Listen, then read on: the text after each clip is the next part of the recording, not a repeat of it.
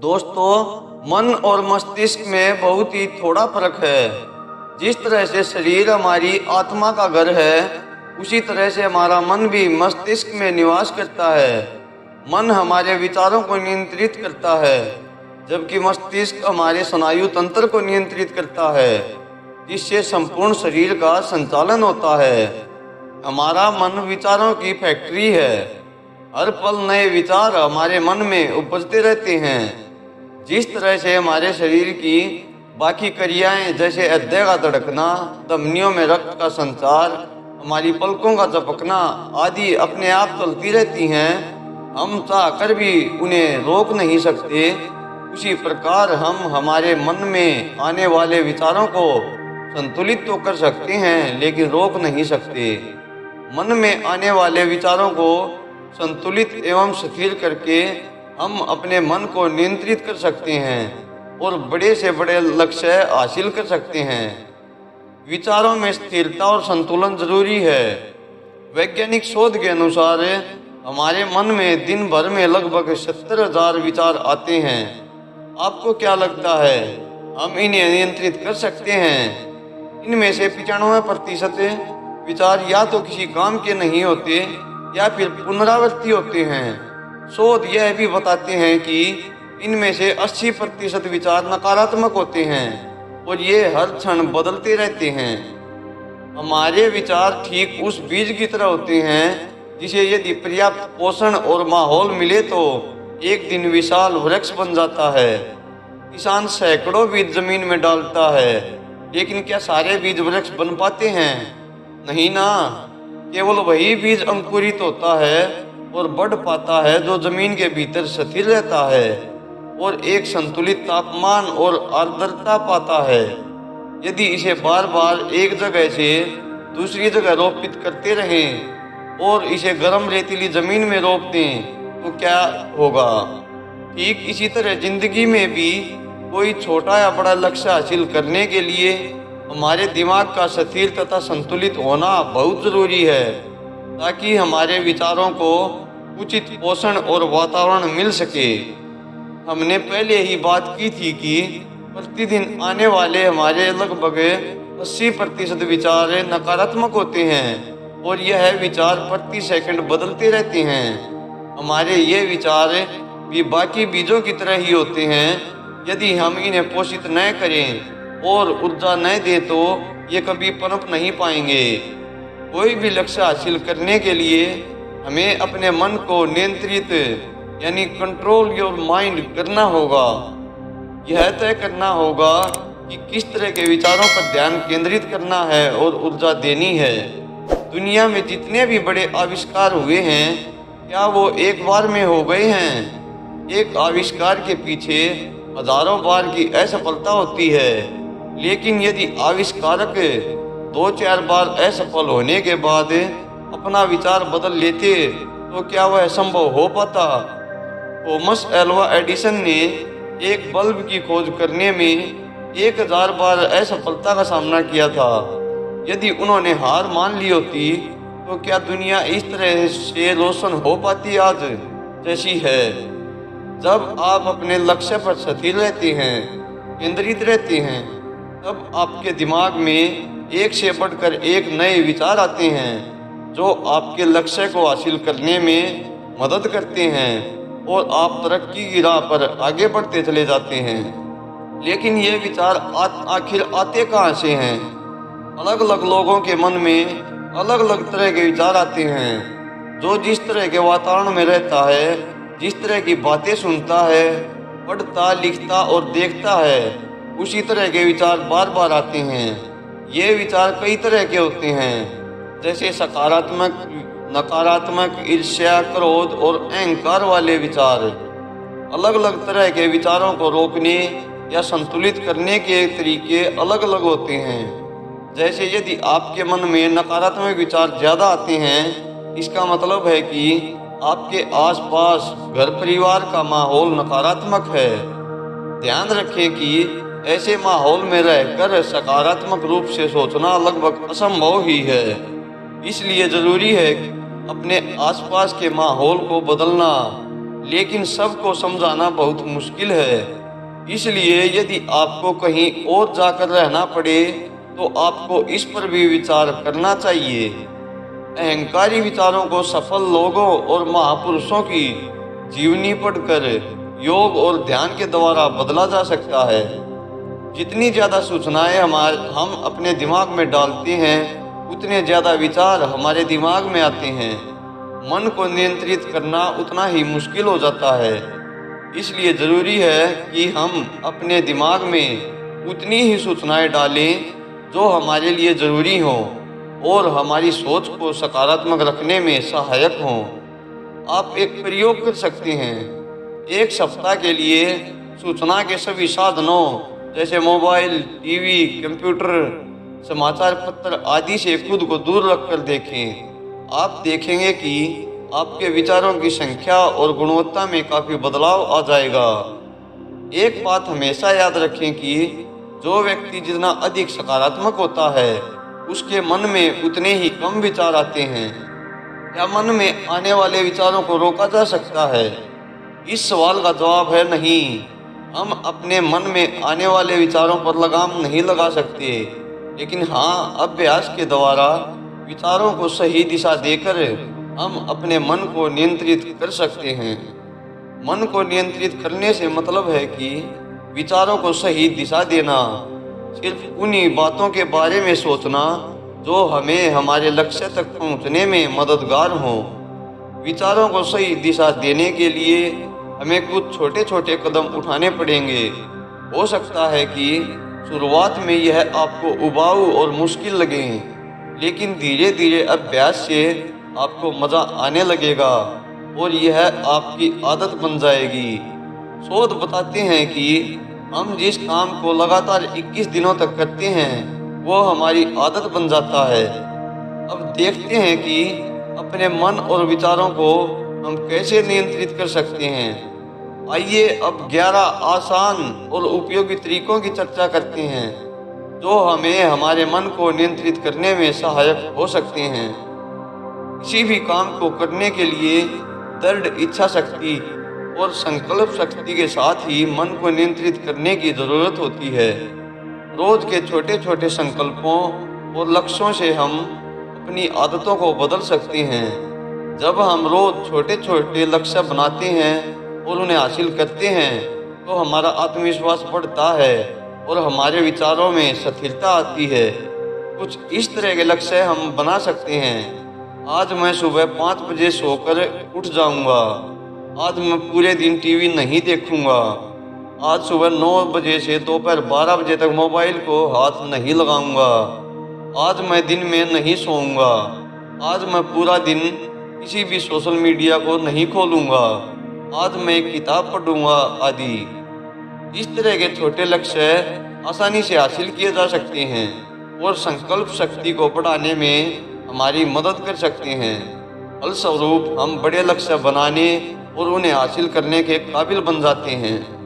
अपना आत्मविश्वास बढ़ाएं। हमारा आत्मविश्वास जितना दृढ़ होगा, हम उतनी आसानी से अपने विचारों में नियंत्रण पा सकते हैं। आत्मविश्वास को बढ़ाने के बहुत से तरीके हैं, जैसे रोजाना सोने से पहले और उठने के बाद अपने आप को सकारात्मक प्रतिज्ञान दें। दिन की शुरुआत अच्छे कामों जैसे योग, ध्यान और अच्छी किताबें पढ़ने से करें। हमेशा कृतज्ञता का भाव रखें। अपना काम स्वयं करने की आदत डालें। घर के छोटे छोटे कामों से लेकर ऑफिस के कामों तक दिन में कम से कम एक जरूरतमंद व्यक्ति की मदद जरूर करें। अपने आप को विजेता की तरह प्रस्तुत करें।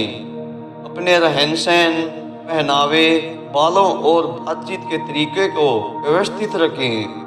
हर रोज कुछ नया सीखें। अपने कौशल को बढ़ाने की दिशा में प्रयासरत रहें। ये कुछ छोटे छोटे तरीके हैं जो हमारे आत्मविश्वास को बढ़ाने और मन को नियंत्रित करने में मदद कर सकते हैं। आप अपने हिसाब से कुछ और तरीके भी अपना सकते हैं जो आपको लगे कि आपका आत्मविश्वास बढ़ा सकते हैं। शांत रहें और कम बोलें। हम जितने अधिक शांतचित्त और स्थिर रहते हैं, हम उतने ही अच्छे निर्णय लेने में और अपने काम को करने में सक्षम होते हैं। अधीरता और अशांति से लिए गए निर्णय ज़्यादातर गलत ही होते हैं। इसी तरह से कई बार हम जल्दबाजी में कुछ ऐसा बोल जाते हैं जो सामने वाले को दुखी कर देता है और उसके दिमाग में हमारी नकारात्मक छाप हमेशा के लिए छोड़ जाता है। इसलिए दिन की शुरुआत में 5-10 मिनट शांत बैठकर खुद को स्थिर करने का अभ्यास करें। सुबह सुबह कुछ न कुछ प्रेरक पढ़ने या सुनने का अभ्यास करें। ऐसे लोगों की संगत करें जो हमेशा उत्साहित रहते हैं। रोज अच्छी आदतें विकसित करें। किसी न किसी को अपना गुरु बना लें जो आपको गाइड करता रहे। संगत, आदत और गुरु सफलता के लिए अपरिहार्य सूत्र हैं। कई बार बोलना जरूरी होता है, लेकिन हर बार जरूरी हो ऐसा नहीं है। इसलिए हर बात पर प्रतिक्रिया देने से बचें। जब भी किसी बात का जवाब देना जरूरी हो तो कुछ क्षण के लिए शांति से सोचें और फिर अपनी प्रतिक्रिया दें। ऐसा करने से आप स्थिति को समझ पाते हैं। आपका जवाब उचित और प्रभावकारी होगा। कोई भी बात बोलने से पहले सोचें कि यदि यही बात आपको कोई बोलेगा तो आप कैसा महसूस करेंगे। यदि आपको ठीक लगे तो ही बोलें। शब्दों के घाव गोली या चाकू के घाव से ज़्यादा गहरे होते हैं। इस सूत्र को अपने मन में बैठा लें। अपने लक्ष्य बनाएं और उनके बारे में सोचें। आपके पास हमेशा लक्ष्य होने चाहिए। लक्ष्य विहीन व्यक्ति उस जहाज की तरह होता है जिसे बिना किसी निर्धारित गंतव्य और बिना चालक दल के समुद्र में छोड़ दिया जाए तो उसका असर क्या होगा, आप सोच सकते हैं। इसलिए हमेशा अपने के लिए लक्ष्य निर्धारित करें और उसे हासिल करने की दिशा में प्रयासरत रहें। अपने लक्ष्यों को हमेशा अपनी आंखों के सामने रखें। खाली समय में उन लक्ष्यों के बारे में सोचें। लक्ष्यों की दिशा में बढ़ते हुए क्या क्या अड़चनें आती हैं, उनको दूर करने के उपायों के बारे में विचार करें। लक्ष्यों को हासिल करने के लिए यदि किसी खास कौशल की ज़रूरत है तो उसे विकसित करने के उपायों के बारे में सोचें और प्रयास करें। जब भी हम अपने लक्ष्यों के बारे में विचार करते हैं तब हम नकारात्मक और बेकार के विचारों से दूर चले जाते हैं। लक्ष्य हमें एक नई ऊर्जा देते हैं और मन को नियंत्रित करने में मदद करते हैं। अपने दैनिक कामों की व्यवस्थित सूची बनाएं। हर रोज सुबह उठते ही अपने दिन भर के कामों की एक सूची बनाएं कि आज दिन भर में आपको क्या क्या काम करने हैं। 3 तरह के कामों की सूची बनाएं: अति महत्वपूर्ण काम, महत्वपूर्ण काम और कम महत्वपूर्ण काम। इस तरह से आपका पूरा दिन व्यवस्थित होता है और आपको किसी तरह की हड़बड़ाहट नहीं रहती और आप शांत चित्त से अपना दिन गुजार पाते हैं। अव्यवस्थित दिनचर्या की वजह से हमारा पूरा दिन अपराध बोध और बेचैनी में गुजरता है और हम नकारात्मकता से भर जाते हैं। रात को सोने के पहले अपनी सूची को एक बार फिर से देखें और विश्लेषण करें कि कौन से काम पूरे हुए और कौन से रह गए। पूरे हुए कामों के लिए खुद को शाबाशी दें और बच गए कामों को अगले दिन की सूची में जोड़ दें। उनके लिए दुखी या परेशान न हों। धीरे धीरे अभ्यास से आप पाएंगे कि आपके सारे काम समय से पूरे होने लगे हैं। आपकी ऊर्जा अपने उच्चतम स्तर पर होगी। व्यायाम और ध्यान को अपनी दिनचर्या में आवश्यक रूप से शामिल करें। एक स्वस्थ शरीर में ही स्वस्थ मन का निवास होता है। यह बात हम सब ने सुनी है, लेकिन आज की भागदौड़ भरी जिंदगी में बहुत कम लोग ही शारीरिक व्यायाम को अपनी दिनचर्या का हिस्सा बनाते हैं। रात को देर से सोना और सुबह देर तक सोना, उठते ही काम पर भागना लगभग 95% लोगों की दिनचर्या है। इस तरह की अव्यवस्था हमारी ऊर्जा का अक्षय करती है। दिन भर थकान सी बनी रहती है। बिना उत्साह के काम करने के कारण हम वांछित परिणाम भी नहीं ला पाते हैं। फलस्वरूप तरह तरह के मानसिक विकार जैसे अवसाद, चिंता, कुंठा, तनाव, अनिद्रा, भूलने की आदत आदि आज आम हो गए हैं। वैज्ञानिक शोध बताते हैं कि शारीरिक व्यायाम और ध्यान करने वाले लोगों में इस तरह के मानसिक विकार बहुत कम ही पाए जाते हैं और ऐसे लोग ज़्यादातर सकारात्मक सोच वाले होते हैं। वे अपने मन को नियंत्रित करने में सक्षम होते हैं। विषम परिस्थितियों में भी ऐसे लोग स्थिर बने रहते हैं और उनसे आसानी से बाहर निकल आते हैं। इसलिए कम से कम 30 मिनट का व्यायाम और 30 मिनट का ध्यान अपनी दिनचर्या का अनिवार्य हिस्सा बना लें। रात में थोड़ा जल्दी सोकर और सुबह थोड़ा जल्दी उठकर 1 घंटा अपने लिए जरूर निकालें। यह एक दिन में नहीं होगा, लेकिन संकल्प और अभ्यास से यह संभव है। रोज कुछ अच्छा पढ़े और कुछ अच्छा सुने। पुस्तकें इंसान की सबसे अच्छे मित्र होती हैं। एक अच्छी पुस्तक आपके संपूर्ण जीवन को बदल सकती है। अगले 5 साल में आप कहाँ होंगे, यह इस बात पर निर्भर करेगा कि आप किस तरह की पुस्तकें पढ़ते हैं, किस तरह के लोगों के साथ रहते हैं। हर रोज कुछ अच्छा और नया पढ़ने की आदत बनाएं। कम से कम आधा घंटा कोई प्रेरक पुस्तक, किसी महान व्यक्ति की जीवनी या अपने काम से संबंधित विषय की पुस्तक अवश्य पढ़ें। यह आपकी ऊर्जा और आत्मविश्वास को चरम पर रखने में मददगार साबित होगा। ज्ञान के अभाव में हमारे मन में हीन भावना विकसित होती है, जो एक नकारात्मक विचार है। यहाँ पर एक बात और महत्वपूर्ण है कि केवल किताबें पढ़ने भर से काम नहीं होगा। आपको उनसे मिली सीखों को जीवन में उतारना भी होगा। अपनी ऊर्जा और आत्मविश्वास को चरम पर रखने के लिए हर रोज कम से कम आधा घंटा कोई प्रेरक विचार सुनने की आदत भी विकसित करनी होगी। लेकिन आप क्या देखेंगे या सुनेंगे, इसका चयन बड़ी ही सावधानी से करें, क्योंकि आज इंटरनेट पर जानकारियों की भरमार है। यदि आपने गलत चयन कर लिया तो हो सकता है कि आप भ्रमित हो जाएं। इसलिए हमेशा वो चुनें जो उपयोगी हो, न कि वो जो रोचक हो। ज़्यादा से ज़्यादा समय खुद को व्यस्त रखें। इंसान का दिमाग सबसे ज़्यादा उत्पादक तब होता है जब वह शांत होता है। शांत होने का मतलब खाली होना नहीं है। कहते हैं न कि खाली दिमाग शैतान का घर। सबसे ज़्यादा नकारात्मक विचार तभी आते हैं जब हम खाली होते हैं, हमारे पास करने को कुछ भी नहीं होता है। इस बात को बड़ी शिद्दत से महसूस किया जा सकता है। जब भी आपके पास करने को कुछ काम न हो तो उस वक्त का सदुपयोग व्यायाम करने, पढ़ने, लिखने, कुछ सुनने, खेलने में या फिर अच्छे लोगों के साथ बिताकर करें। नकारात्मक सूचनाओं और लोगों से दूर रहें। आज हम सूचना के युग में जी रहे हैं। हमारे चारों तरफ सूचनाओं की भरमार है। टीवी, अखबार, सोशल मीडिया और प्रचार तंत्र, हर तरफ सूचनाएं ही सूचनाएं भरी पड़ी हैं। लेकिन यदि हम इन पर बुद्धिमत्ता से गौर करें तो पाएंगे कि ज़्यादातर भ्रामक और नकारात्मक होती हैं। जितना ज़्यादा हम इनके संपर्क में रहते हैं, उतने ज़्यादा हम भ्रमित और नकारात्मक विचारों से भरे रहते हैं, जो हमारी ऊर्जा का ह्रास करते हैं। संचार माध्यमों का उपयोग आज हमारी ज़रूरत है, लेकिन बहुत ही सजगता से तथा अपने फायदे के लिए इनका इस्तेमाल करना चाहिए। इसके अलावा हमारे आसपास कई ऐसे लोग भी होते हैं जो हमेशा शिकायत और नकारात्मक बातें ही करते हैं। ये हमारे घर वाले, दोस्त या रिश्तेदार होते हैं।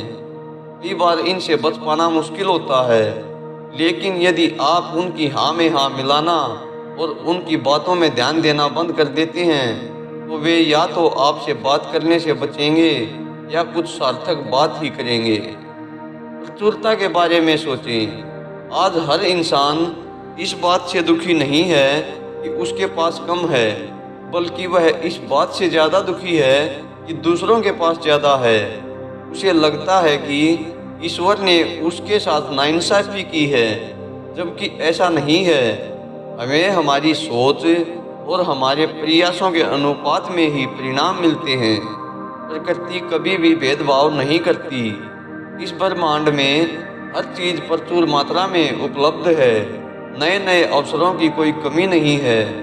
यह हर उस इंसान के लिए है जो इसे शिद्दत से पाना चाहता है और ईमानदारी से प्रयास करता है। कई बार हम देखते हैं कि लोग खूब मेहनत करते हैं, दिन रात पागलों की तरह पढ़ते पढ़ते रहते हैं, लेकिन परिणाम उस अनुपात में नहीं मिलते। कभी आपने सोचा है ऐसा क्यों होता है? नहीं न?